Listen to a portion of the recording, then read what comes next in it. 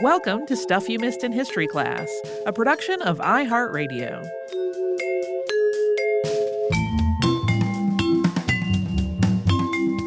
Hello and happy Friday. I'm Tracy V. Wilson. And I'm Holly Fry.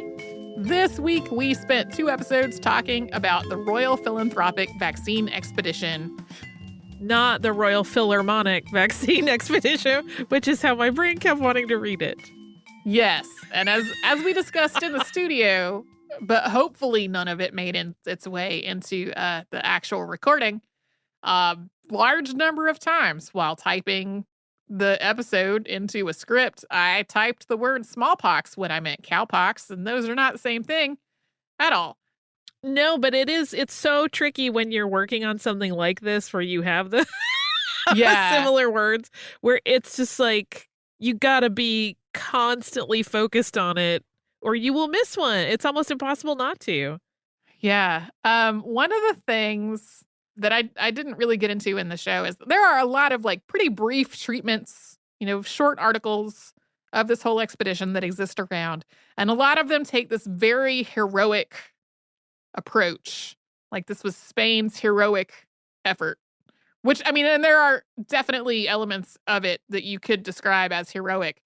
But they don't really touch on the fact that Balmis really seems to have been kind of a jerk in a lot of contexts. And when I was working on the part about their getting to Puerto Rico and the vaccine's already there, and he got so mad about it and had this sort of campaign against the existing vaccine program, I kind of imagine him just kind of stomping his feet and being like, but I wanted to do it. Like, right.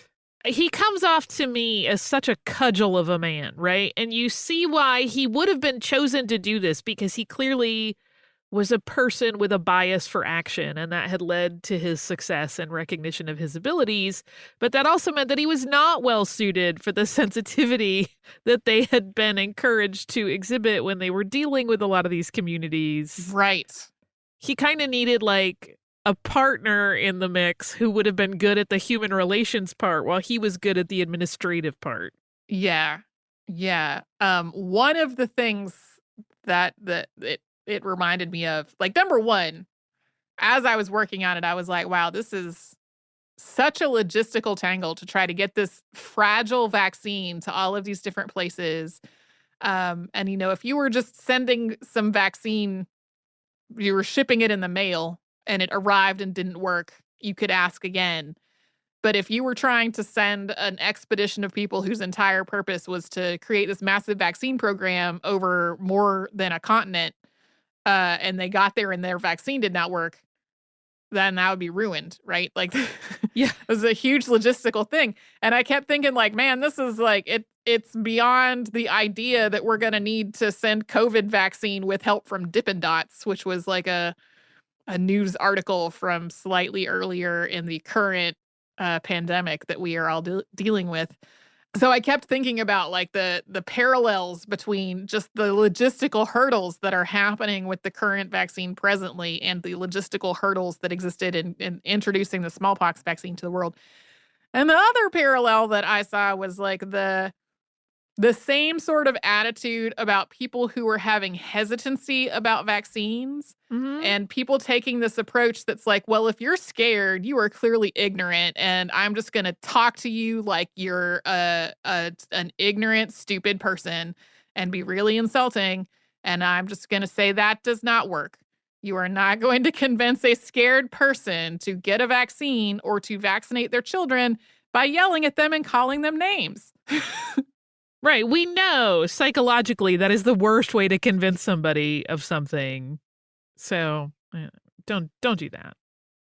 We have talked about the podcast Sawbones on the show before, hosted by Sydney McElroy, who is a doctor, and her husband, Justin McElroy, who is not a doctor. And they did an episode about how to talk to people about vaccine hesitancy really recently.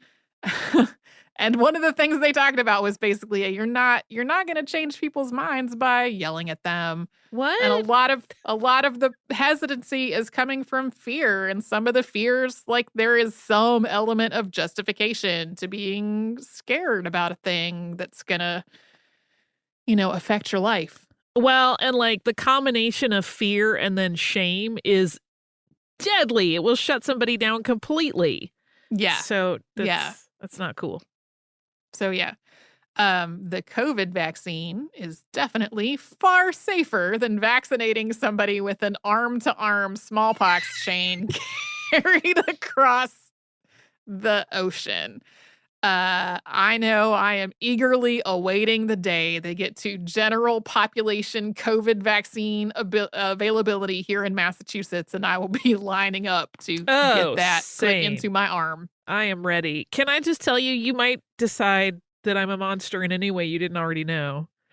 Ooh. None of this grosses me out at all. Yeah? Like the whole, like, we're gonna lance a boil from a cow and put it in you. That does not gross me out at all for some reason.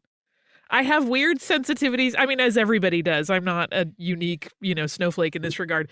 Everyone has those weird pockets that they will get grossed out by. But like, I don't know, for some reason, this is just not one for me. I'm like, yeah, I get it. I totally understand it. That's not that gross, right?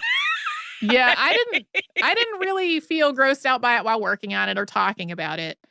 There have for sure been things we've talked about on the show before where I was like, that's the grossest thing I've ever heard in my life. Right. But the only thing that did gross me out while working on this episode was I pulled up something at one point that just had a bunch of very high resolution pictures of cowpox sores. And I was like, I didn't need to see that. Not so great. Yeah, reading and talking about it, not as big of a deal. I'm more grossed out by the treatment of some people in this episode. Yeah. Right? Yeah. The enslavement of children and the forced inoculation of enslaved people and all of that is a little more gross to me than the idea of pus, apparently. Yeah. Well, and it's there was just a lot.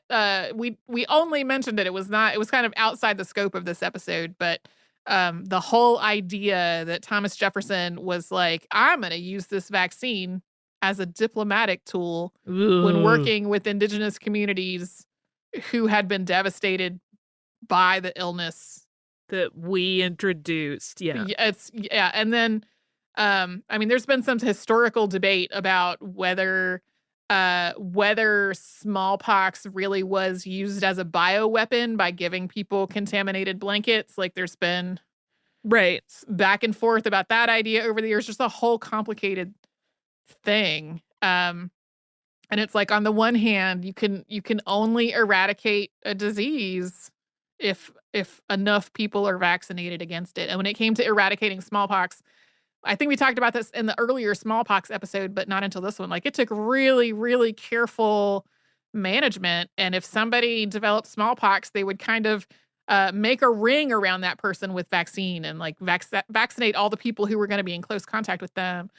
And if somebody said no, like, that had the potential to make the whole process of trying to eradicate it go on longer if that went on. So it's like a whole complicated thing of like the human interest aspect of needing everyone to be vaccinated in order to stop the progression of disease, but also people having bodily autonomy about what they want to do with their bodies. I had a lot of, I don't know, thinking and soul searching about all of these things while working on this episodes. I am very glad that medical technology has progressed to the point that we don't need arm-to-arm chains of children to transport vaccines. For sure. Yeah. Yes. Also glad that we have so many different COVID vaccines that are being, demonstrated as pretty effective. Yeah, it's exciting. I mean, the science behind that is, to my mind, really cool. And so there's like a whole other element to it where it's like, no, it's not like previous vaccines where you're getting dormant virus. It's attacking the whole structure of it instead. And that to me is just like super smart, interesting. Cool. Yeah. Pretending the pandemic did not exist. I would just be fascinated by the science of it.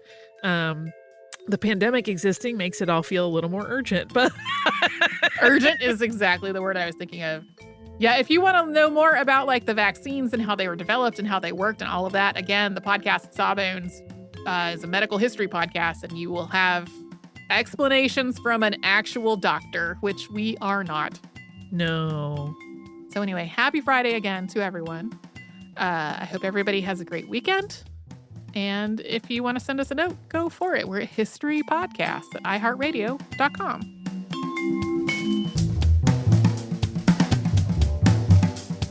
Stuff You Missed in History Class is a production of iHeartRadio. For more podcasts from iHeartRadio, visit the iHeartRadio app, Apple Podcasts, or wherever you listen to your favorite shows.